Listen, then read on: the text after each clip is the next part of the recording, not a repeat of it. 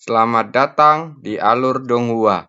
Kali ini Mimin akan membawakan novel Again the Good chapter 2043-2044. Hujaili terpana untuk waktu yang lama saat dia tahu cara Yunchen mengajarinya dan berusaha keras untuk memahami dan mencerna kata-katanya. Namun, setelah keheningan yang terdengar adalah suara hembusan yang sangat manis. Yunchen tanpa sadar mengulurkan tangan, menekan ujung hidungnya. Apa yang akan aku katakan? Apakah ada sesuatu yang lucu? Tidak, tidak. Hujaili dengan cepat menutupi bibirnya, tetapi senyumannya tidak hilang. Hanya saja penampilanmu barusan dan kata-kata ini sama seperti kata-kata ayahku. Yunchen langsung terdiam. Kamu jelas masih sangat muda. Sudut mata Hujailin melengkung. Aku akan menyimpan kata-kata ini dalam pikiranku. Kamu mengatakan bahwa kamu dingin dan tidak berperasaan. Orang terbaik yang pernah saya lihat dalam pengalaman ini. Yunchen hendak berbicara. Hujaili buru-buru mencela. Jangan buru-buru menyangkal. Pada hari pertama kita bertemu di alam Linyuan, Anda dan saya tidak tahu sama lain. Tetapi Anda dengan tegas datang untuk menyelamatkan kami. Dan Putri Helian dari alam Linyuan juga sangat baik kepada Anda. Anda membantu seluruh keluarga kerajaan Helian mendapatkan kualifikasi untuk memasuki alam Linsen. Dan Anda juga mengembalikan martabat mereka yang telah lama hilang. Bagi saya, Anda telah menyelamatkan saya beberapa kali. Tetapi Anda selalu berpikir Anda berhutang kepada saya. Saya berharap bisa membalas kebaikan Anda 10 kali lipat. Anda juga menyetujui permintaan berlebihan untuk berpergian dengan saya. Jadi, tidak hanya itu kamu tidak ingin dan tidak berperasaan. Tetapi kamu adalah orang yang paling penuh kasih sayang yang pernah saya lihat. Yunchen akan membuka mulutnya. Tetapi sebelum dia bisa mengatakan apapun, dia kembali disela oleh Hujaili. Ada bukti kuat lainnya. Milikimu kekuatan yang sangat terang. Dia menatap Yunchen dengan mata indahnya saat berkilauan. Meski aku belum pernah melihat kekuatan yang sangat besar sebelumnya.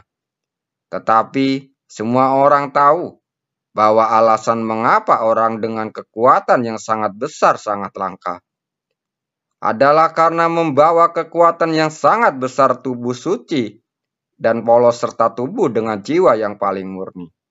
Tuanmu dan Yun, seperti itu hanya bisa menjadi orang yang paling jauh dari sikap dingin dan tidak berperasaan di dunia ini. Mata gadis itu begitu jelas sehingga dia memalingkan muka dan berkata sambil tersenyum. Apa yang disebut karakteristik energi cahaya yang dalam hanyalah rumor. Anda hanya mengatakan bahwa saya menghargai persahabatan. Tetapi Anda masih ingat bahwa di pertemuan Linsen, saya menyiksa lawan saya secara sembarangan. Dan metodeku terlihat kejam tanpa belas kasihan. Baru saja aku membunuh 3 orang bahkan tanpa mengangkat alis. Atau kamu bisa menebak berapa banyak orang yang telah kubunuh di dalam hidupku ini. Hujaili tidak menunjukkan sedikit pun kebingungan atau keterkejutan, tapi perlahan menggelengkan kepalanya. Senyumnya di bibirnya yang manis menjadi semakin indah.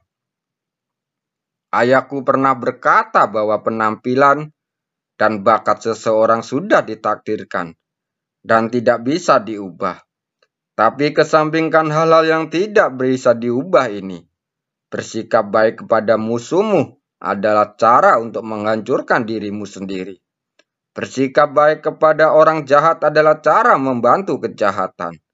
Dia bergumam pelan, lalu mengedipkan mata dan berkata, sebelumnya, saya hanya menganggap ajaran ayah saya ini sangat mengganggu dan membosankan.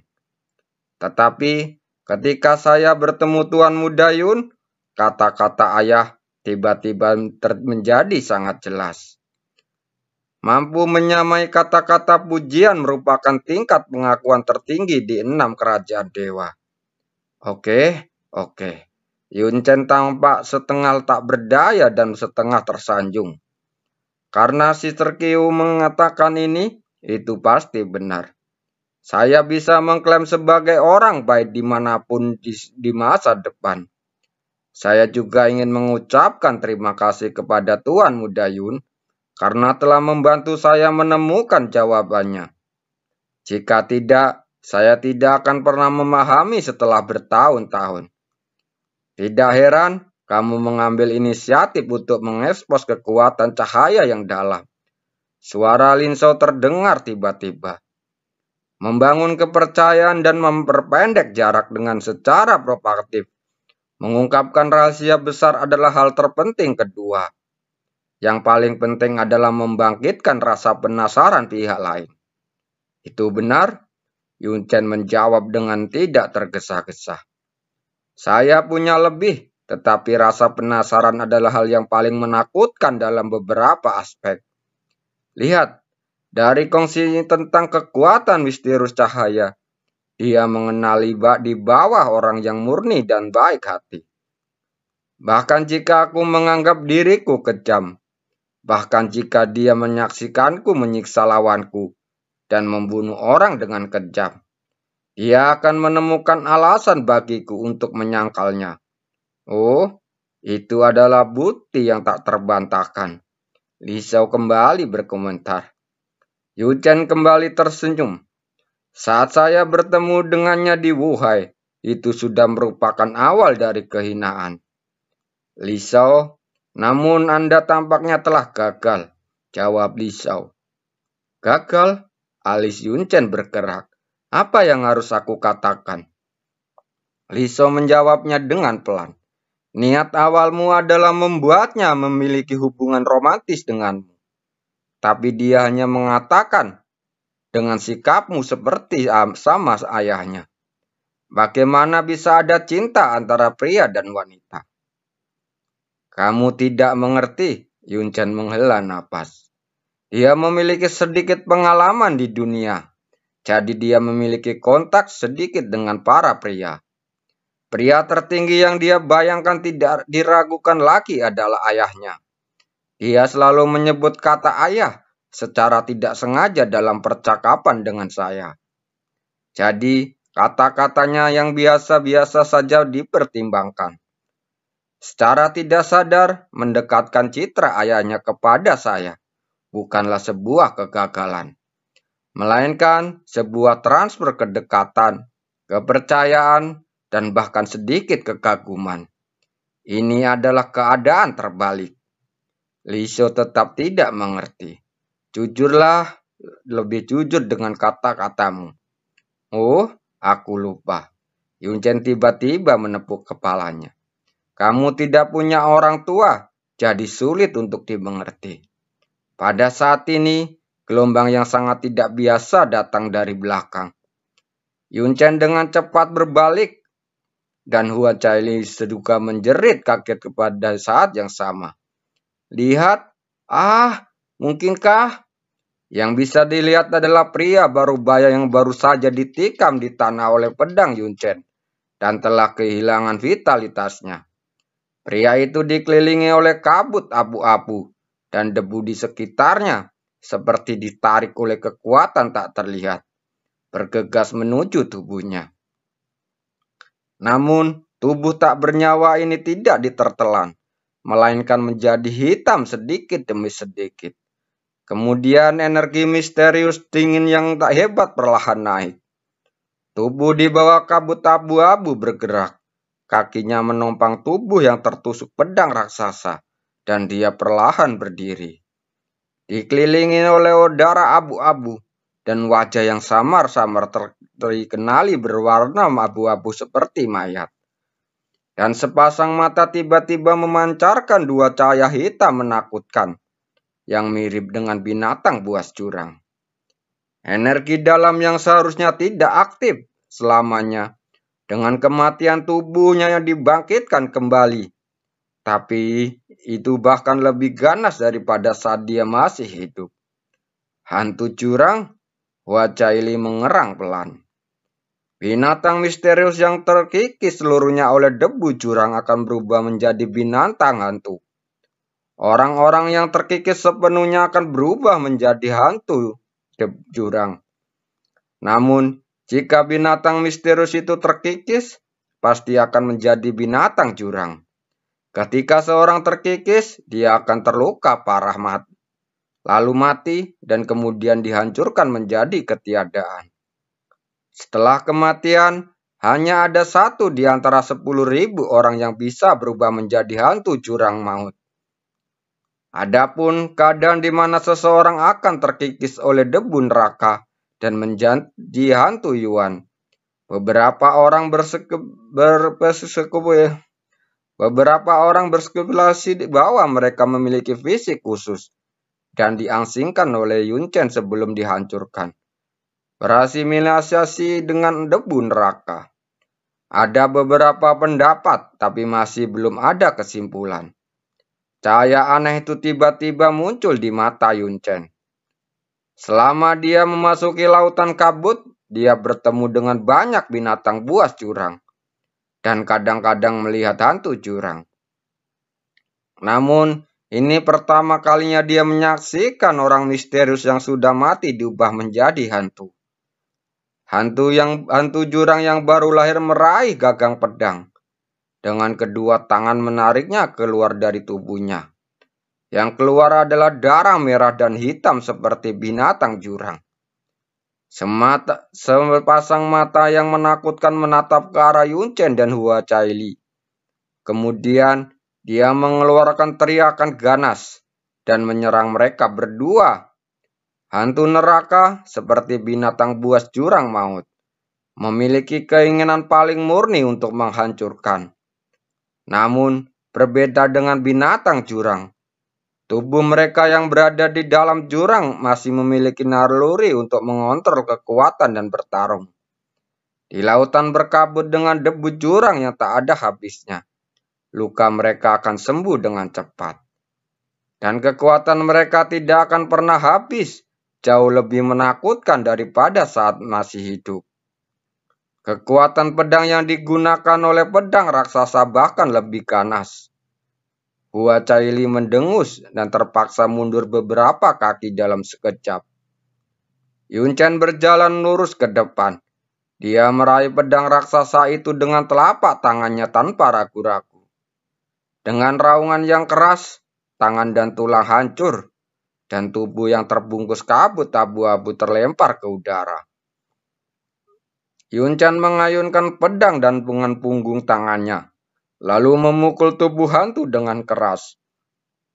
Setiap ledakan kekuatan setengah dewa akan memutar tubuh hantu. Ketika pedang ketujuh ditebas, tubuh hantu akhirnya tidak mampu bertahan dan hancur berkeping-keping. Yun Chen maju selangkah dan kekuatan esponik tiba-tiba menyelimutinya. Dengan cepat menutupi dan menyegel tubuh hantu neraka yang rusak. Dan kemudian menghancurkannya menjadi debu es yang memenuhi langit. Di sekitar debu es, gumpalan kabut abu-abu tebal naik dan menyebar. Dengan cepat mencair menjadi lautan kabut yang tak berujung. Yun Chen perlahan menurunkan telapak tangannya. Matanya selalu mengikuti gumpalan kabut abu-abu yang tersebar. Hua Caili berjalan cepat, tapi wajahnya penuh kejutan dengan kegembiraan. Ini pertama kalinya aku melihat seorang berubah menjadi hantu di depan mataku. Bisakah ini dianggap sebagai keuntungan yang tidak terduga?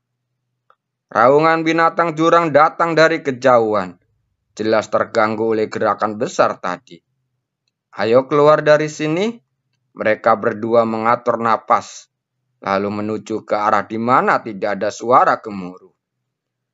Ketika sosok itu benar-benar diselimuti kabut, Yun Chen diam-diam melihat ke belakang dan melirik ke lokasi di mana hantu neraka berada sebelumnya.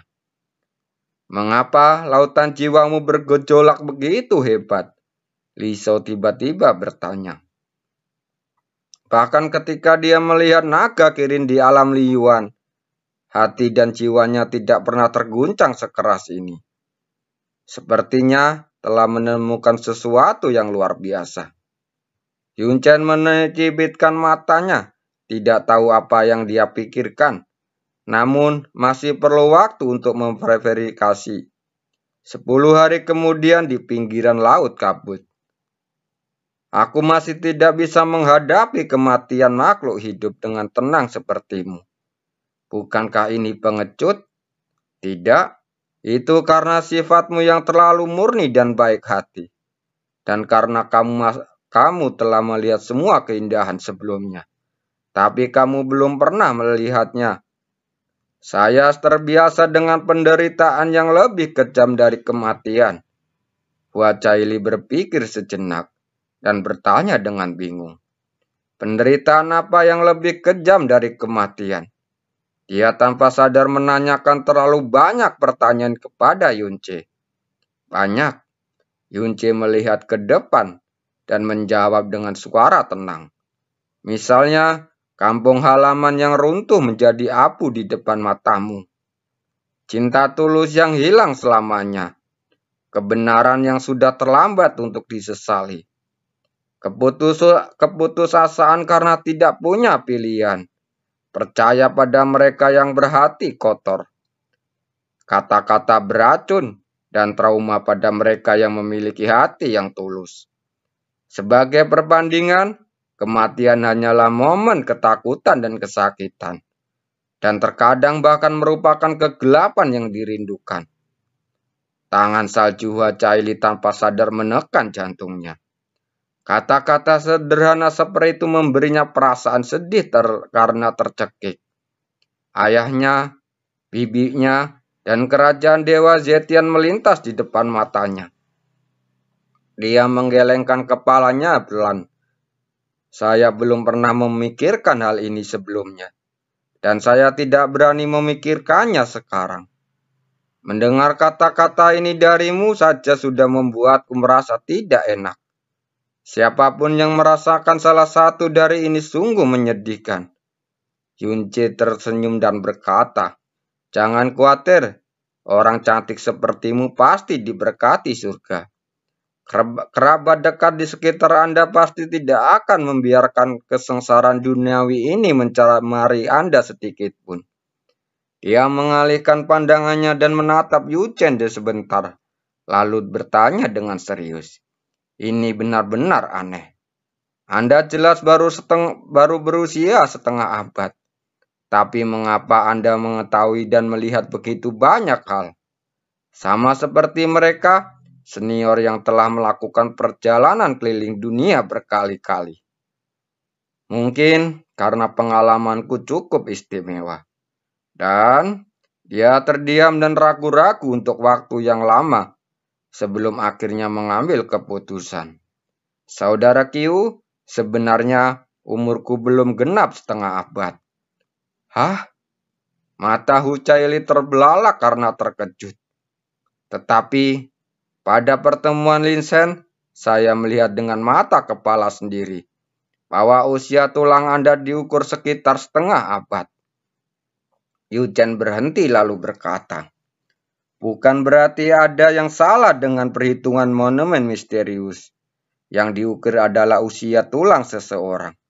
Dan aku, setelah jeda, cahaya biru tiba-tiba melintas di kujur tubuhnya. Dan bayangan Changlong besar perlahan muncul di belakangnya. Disertai dengan kekuatan naga Changyu yang langsung menyegel seluruh ruang. Ah! Hu Caili berteriak kaget lalu mundur selangkah. Matanya yang indah dan terbuka mencerminkan bayangan naga yang tumpang tindih dengan Yunce. Yunce tersenyum sedikit lalu menurunkan lengannya. Dan bayangan naga serta kekuatan naga juga menghilang.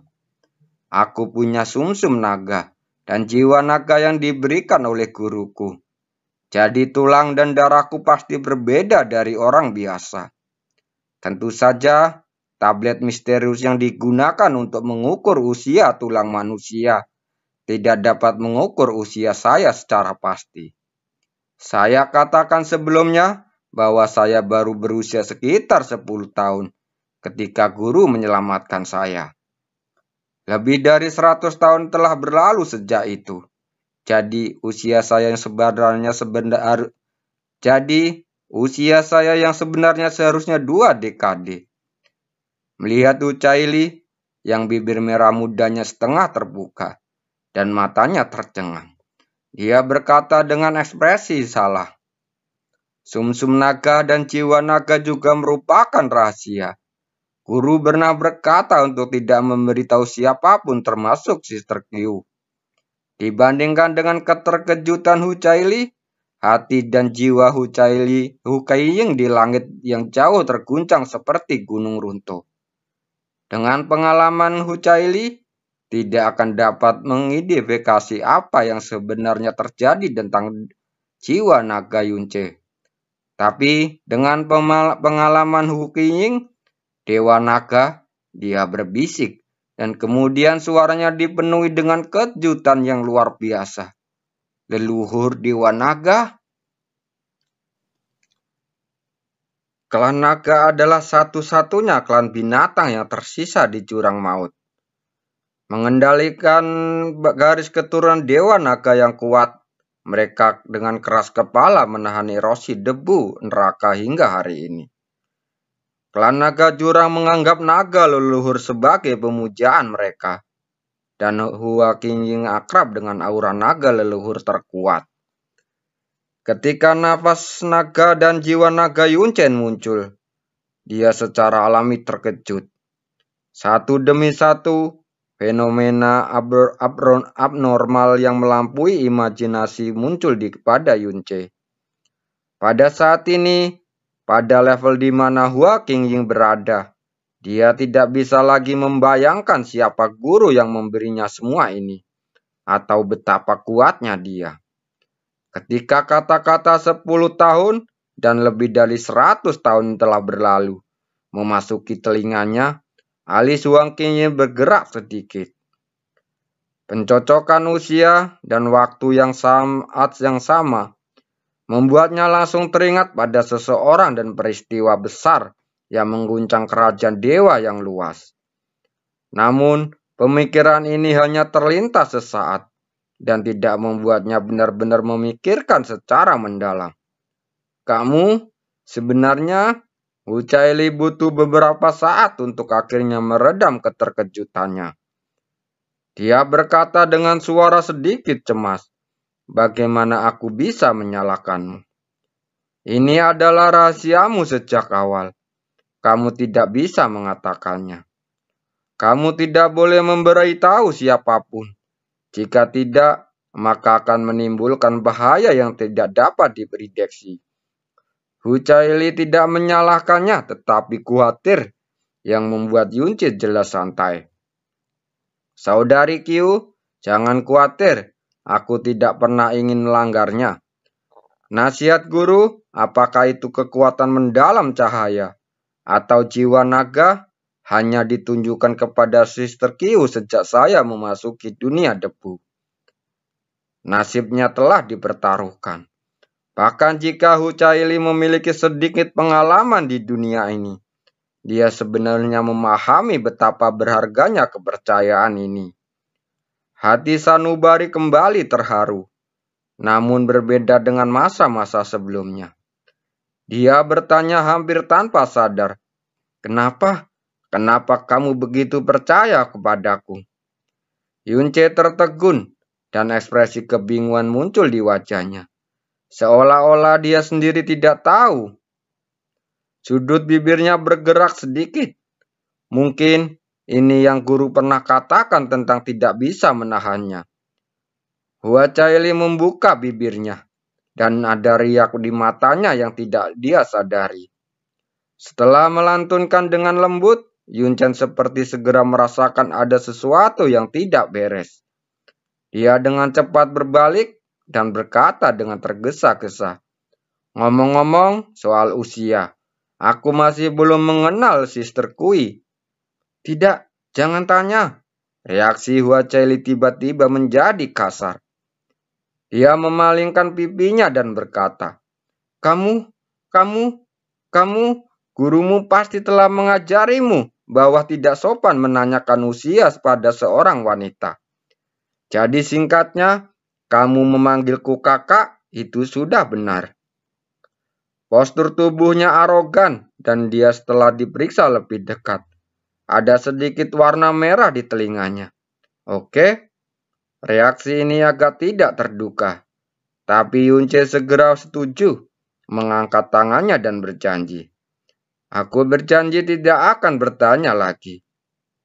Ada 3 monster habis di dekat sini. Tepat pada waktunya untuk mengambil kesempatan untuk menghilangkan suasana memalukan di hatinya. Sosok Hua Caili berbalik dan pedang Li Yun terbang dengan cahaya giok. Jejak cahaya menyilaukan, tapi secara ajaib tidak mengeluarkan suara pecah melalui langit. Dengan sedikit teriakan yang hampir tidak terdengar, 2 binatang jurang yang belum mendekat itu terpotong-potong. Dan suara tubuh yang terpenggal jatuh ke tanah sangat memekakkan telinga. Cahaya pedang beredar dan terbang kembali tanpa menyentuh binatang abis ketiga. Tapi saat pedang putih giok itu melayang kembali ke bagian belakang kaca berwarna, binatang jurang itu pecah menjadi puluhan bagian di udara, dan bagian yang patah itu sehalus cermin. Binatang buas jurang tidak punya waktu untuk mengaum, dan mereka tersebar ke segala arah, berubah menjadi debu jurang yang berserakan. Hanya dalam waktu singkat, Hua Caili menyadari pedang pertama Zetian, tetapi dia telah membuat kemajuan pesat dan semakin dekat untuk menjadi diam dan tak terlihat. Di lautan kabut, suara keras apapun dapat menyebabkan krisis. Tidak diragukan lagi ini adalah tempat paling cocok untuk berlatih Hua Caili. Dia selalu berpikir bahwa jika dia biasa menguasai pedang pertama Zetian sampai ke tingkat kecil sebelum pelatihannya berakhir, ayahnya akan terkejut. Sungguh menakjubkan. Desahan Yunchen terdengar di telinga Hua Caili. Matanya berbalik ke arah penghilang suara binatang neraka dan tertuju pada pedang Li Yun di belakangnya. Saudari Qiu, aku selalu sangat penasaran. Ilmu pedang macam apa yang kamu latih? Kekuatan pedang yang dilepaskan olehmu tampaknya tidak hanya mampu melampaui ruang, tetapi juga menipu persepsi. Saya juga berlatih ilmu pedang. Guru telah menjelaskan banyak ilmu pedang kepada saya. Tetapi tidak ada yang lebih ajaib dari Sister Qiu. Bibir Hua Caili bergerak dan dia tidak tahu bagaimana harus merespon sejenak. Menghadapi Yunce yang telah memberinya kepercayaan tanpa pamrih berkali-kali, penipuannya pasti akan menimbulkan rasa bersalah yang mendalam.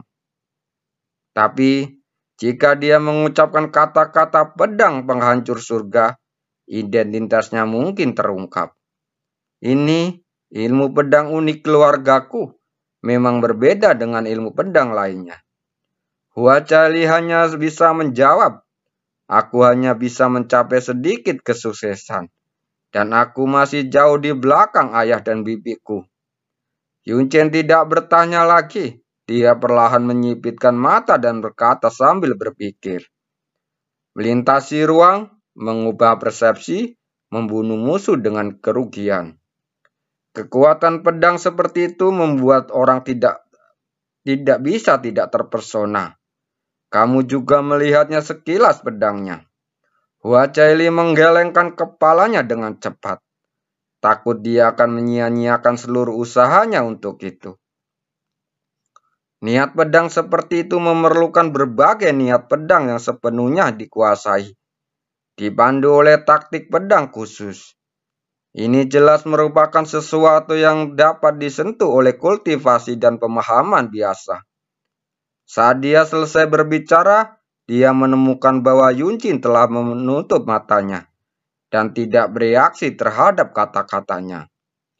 Dia mengangkat tangannya dan pedang pembunuh iblis yang muncul melepaskan cahaya ilahi berwarna merah terang.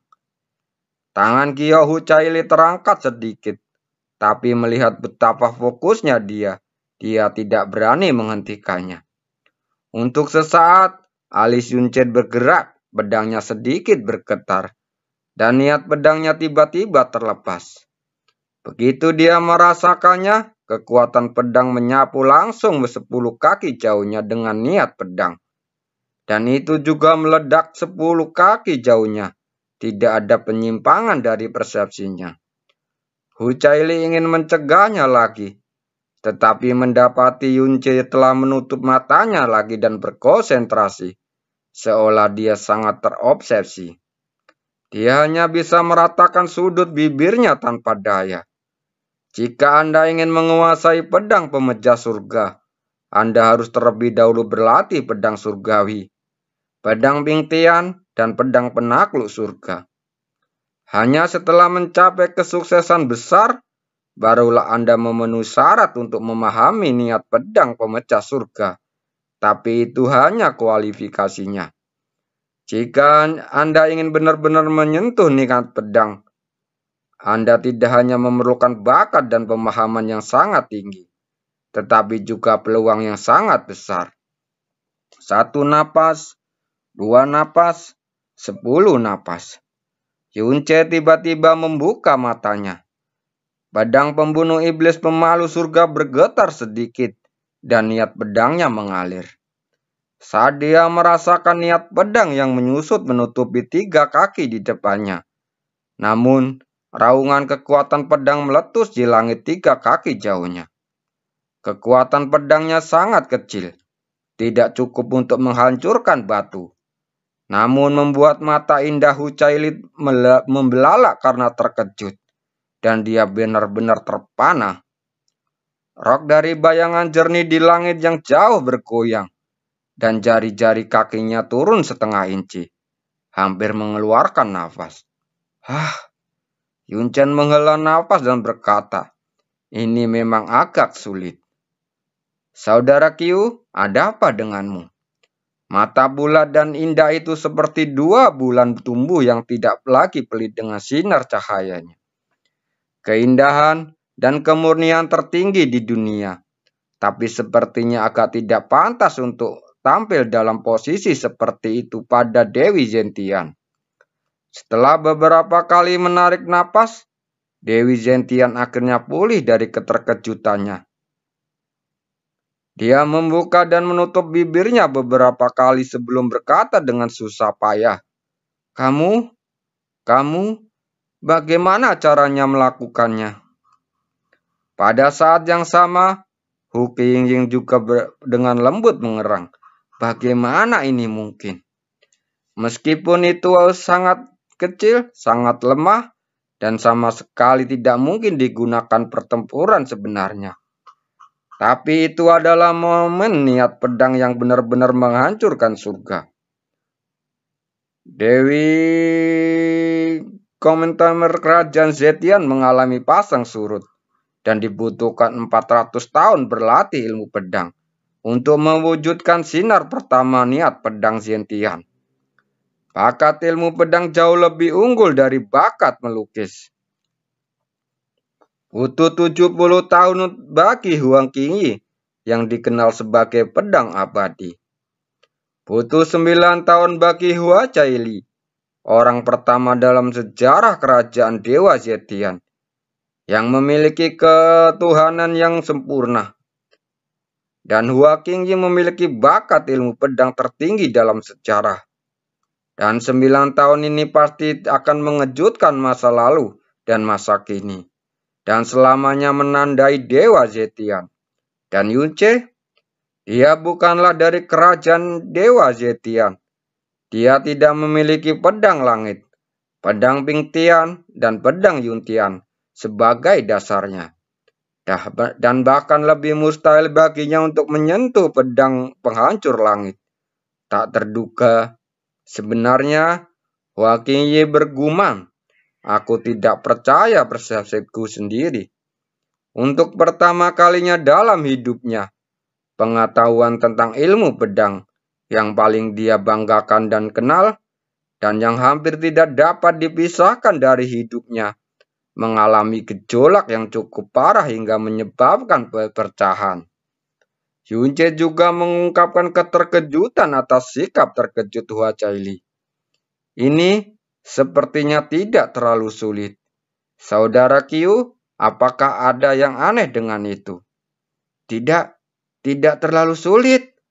Hua Caili menggelengkan kepalanya kuat-kuat dan sejenak menjadi sedikit bingung. Tapi, kamu tidak berlatih. Kamu tidak. Aku bahkan tidak memiliki keterampilan pedang. Bagaimana mungkin? Bagaimana mungkin? Keterampilan pedang? Yunce menggelengkan kepalanya, matanya jernih, dan berkata dengan serius, guruku tidak pernah mengajariku keterampilan pedang, dan tidak dapat memintaku untuk melatih keterampilan pedang apapun. Kenapa? Hua Caili bertanya tanpa sadar, dan kebingungannya tak ada habisnya. Yunce lalu menjawab, guru berkata bahwa taktik pedang adalah tentang kematian, tapi niat pedang adalah kehidupan. Jika Anda menggunakan taktik pedang kematian untuk mendorong niat pedang, yang akan Anda ayunkan hanyalah pedang kematian. Jika tidak ada pedang, bagaimana cara mengembangkan niat pedang? Bagaimana cara mengelola pedang? Kuman Hua Caili. Yunchen mengangkat tangannya dan pedang pembunuh surga berkilau lagi. Niat pedang harus lahir dari hati, tubuh, dan pedang, dan tidak perlu lahir dari taktik pedang. Teori ilmu pedang ini penuh warna. Aku belum pernah mendengarnya. Apalagi Hua Caili, belum pernah ada pendekar pedang yang melukis bayangan bening. Bagaimanapun, itu semua hanyalah omong kosong Yunce. Jauh di dalam lautan jiwa, Li Shou menghela napas pelan. Dia akhirnya mengerti mengapa Yunce memintanya untuk memberitahunya teknik pedang pemecah surga sebelumnya. Benar saja, ini adalah metode tercela lainnya. Dan reaksi besar Hua Caili tidak diragukan lagi menunjukkan betapa suksesnya dia. Menghadapi Hua Caili yang tidak hanya gagal menyelesaikan keraguannya, tapi menjadi semakin bingung. Yunchen menjelaskan, ilmu pedang yang diajarkan oleh guruku memang cukup aneh. Butuh waktu bertahun-tahun untuk mempelajari sebelum akhirnya aku memahaminya. Saya hampir tidak memahaminya. Setelah mencapai kondisi cocok yang disebutkan oleh guru, saya dapat memata-matai dan memahami niat pedang orang lain. Melampaui teknik pedang berbasis pedang yang dibutuhkan oleh mereka, dan menggunakan selaras dengan pedang miliknya. Hati pedang, tubuh pedang, dan tubuh pedang miliknya. Itulah yang baru saja saya lakukan. Hua Caili tidak dapat memahaminya, dan samar-samar merasa bahwa itu tampak terlalu tak terduga. Begitu mendalam, sehingga dia tidak bisa menyentuhnya. Jika orang lain mengatakan hal yang sama, dia tidak akan mau mendengarkannya. Tapi barusan, dia hanya berjarak beberapa meter dan menyaksikan Yunce melepaskan gempalan niatan pedang menghancurkan surga. Pedang yang biasa saya gunakan semuanya terbuka dan tertutup. Saya dapat melakukan apapun yang saya inginkan, dan saya tidak pernah terikat oleh teknik pedang. Lalu Yunchen melanjutkan, pedang yang dikembangkan oleh Sister Qiu itu misterius dan menakjubkan, tetapi jelas sekali tidak cocok bagiku. Itu lebih cocok untuk wanita seanggun peri seperti Sister Qiu. Dia tetap tenang dan riang, sama sekali mengabaikan patah hati pedang gadis di seberangnya. Hati yang murni. Suara Hua Qingyi tiba-tiba terdengar di telinga Hua Caili. Seperti batu giok yang jatuh ke matras air. Lautan jiwa mata Hua Caili tiba-tiba menjadi jernih. Dia adalah orang yang berbeda. dan perbedaan dalam ilmu pedang hanya miliknya. Jangan goyah atau mempertanyakan niat pedangmu karena ini. Suara yang memasuki jiwa dan dengan cepat menghilangkan semua pikiran aneh Hua Caili. Tapi itu pasti tidak bisa menghilangkan rasa keterkejutannya kepada Yunce.